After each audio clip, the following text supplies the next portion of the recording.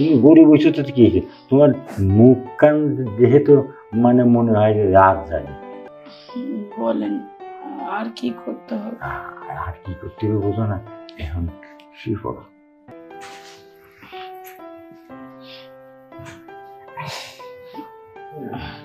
তোমার কি সমস্যা বলো? স্যার আপনি একজন নেতা মানুষ, হ্যাঁ, আপনারা তো আমরা সবাই ভোট দিয়া পাশ করাইছি। আপনি মানুষের বিপদ আপদে পাশে থাকেন। তো কইতাছিলাম কি স্যার, আমি না খুব বড় ধরনের একটা বিপদে পড়ছি, এর জন্য আপনাকে চাইছি আপনি যদি আমার একটু সাহায্য করতেন। কি বিপদে পড়ছো? আমার খুলে কও, আমার ব্যাংকে কও। বিপদ হয়েছে কি স্যার, আমার ছেলে পরীক্ষা দিব, তো পরীক্ষার ফিস, স্কুলের বেতন এগুলা বাকি রয়েছে। আর তাছাড়া আমার ঘরে কোনো খাম খুরাকি নাই। আপনি তো জানেন যে আমার স্বামী নাই, পোলাটারে কত কষ্ট করে মানুষ করে পালতাছি।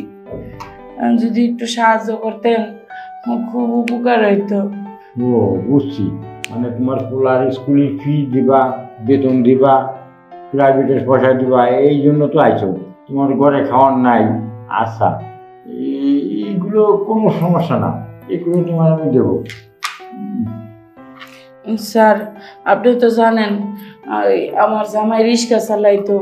আপনার বোর্ডের ইলেকশন করতে গিয়ে কিন্তু আমার জামাইটা মারা গেছে মানুষের লাঠি চালির বাড়ি খাইয়া। তাই কইতাছিলাম কি স্যার, যদি একটু উপকার করেন তাহলে কিন্তু ভালো হইতো। হ্যাঁ, তোমার জামাই তো আমার ইলেকশন করার জন্য মানুষের মার খেয়ে মারা গেল। এখন তোমার জন্য আমার খুব কষ্ট হয়। তোমার সংসারটা কি করে চালাবো, কি করব, সেই দুঃখে আমি পারি না। আর তোমার জামাই রিক্সা চালায়, হ্যাঁ, আর আমার একটা বউ, রিক্সাওয়ালার বউ দেহ, আর আমার একটা বউ দেহ। আমার বউ, হ্যাঁ, সারা কেমন এই যে লাঙ্গলের থাকে কোড়ায়, এমনটাই কোড়ায় গেছে। আর তুমি রিক্সাওয়ালার বউ, তোমার কি সুন্দর যৌবন, শরীরটা টস টস, একবার কেমন যেন গাছে ফাঁকা জাম্বুরা ফল একবার রসে ভরা টন্নর করতেছে। এই আমার বউ থুয়ে জামাইটা মরে গেছে। হায় হায়, কি যে দুঃখের বিষয়! আমার বুক ভরে কান্না আসে তোমার কথা শুনে। স্যার আমার স্বামী তো আপনারই কারণে, আপনারও ইলেকশনেরই কারণে মারা গেছে। এই কিন্তু আপনি আমার পাশে থাকা দরকার, আমার পরিবারটারে সাহায্য করার দরকার। তাই যদি সাহায্য করেন উপকার হইব। কালকার দিন পরে পরশু দিনই আমার পোলাটার পরীক্ষা, আর আজকে যে যাই এক মুঠ দুগা ভাত খাওয়া আমার পোলাটারে, এই পরিস্থিতিও আমার নাই। আরে তুমি কি করো?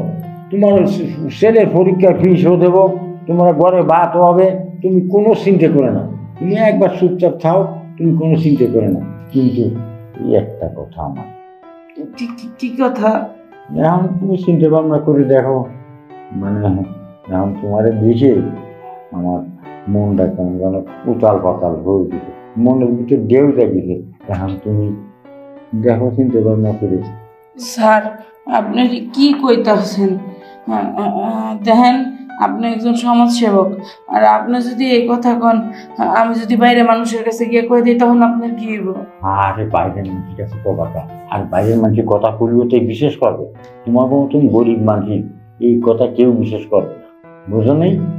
এখন তুমি চিন্তা ভাবনা করে দেখো, হ্যাঁ, আমার সাথে যদি একটা দিন মানে সময় দাও, হ্যাঁ, তাহলে তোমার টাকা পয়সা কোনো সমস্যা হবে না, আর তোমারও কোনো সমস্যা হবে না। উনি তো কইতাছে আমার কোনো সমস্যা হবে না, আর তাছাড়া আমার স্বামীও অনেক দিন ধরে মারা গেছে, আমার সন্তানেরও পড়ালেখার খরচের দরকার, আমার সংসারটাও চালান দরকার। কি করি এখন? ওনার কথা না শুনলে তো উনি সাহায্যও করবো না। কি চিন্তা করতেছো? না না, চিন্তা করতেছি আপনি যা বলবেন আমি তাই শুনবো। এই তো লক্ষ্মী মেয়ের মতন কথা কইছো তুমি। তোমার আজ থেকে তোমার ছেলের বেতন, পড়াশোনা, জ্ঞানে যা লাগে, তোমার বাড়ির খরচ আমি চালাবো, তুমি কোনো চিন্তা করো না। ঠিক আছে। চলো ঘরে যাই। ঠিক আছে চলেন, কেউ আবার সমস্যা দেখবে কেউ না। বাড়ি নাই, তুমি আর আমি, আর কেউ বাড়ি নেই। ঠিক আছে চলেন। আচ্ছা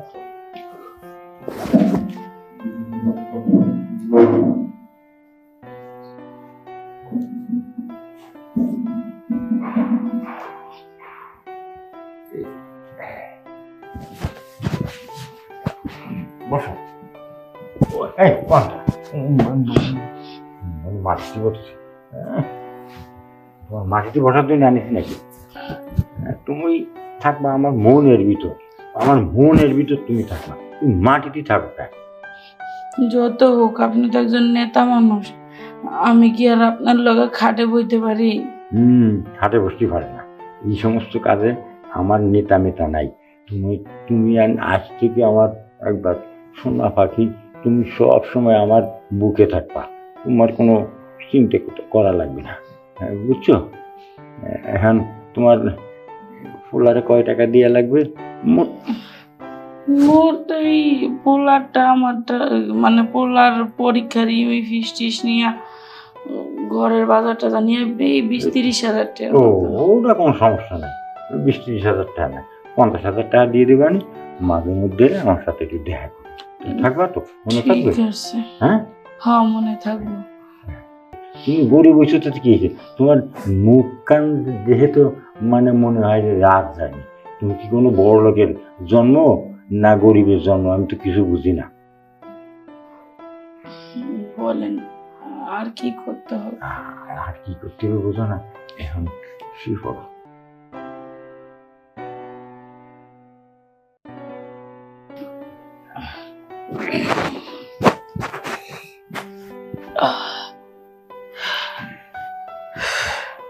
বসো, আর নেই কোনো সমস্যা নেই, এসে বসো।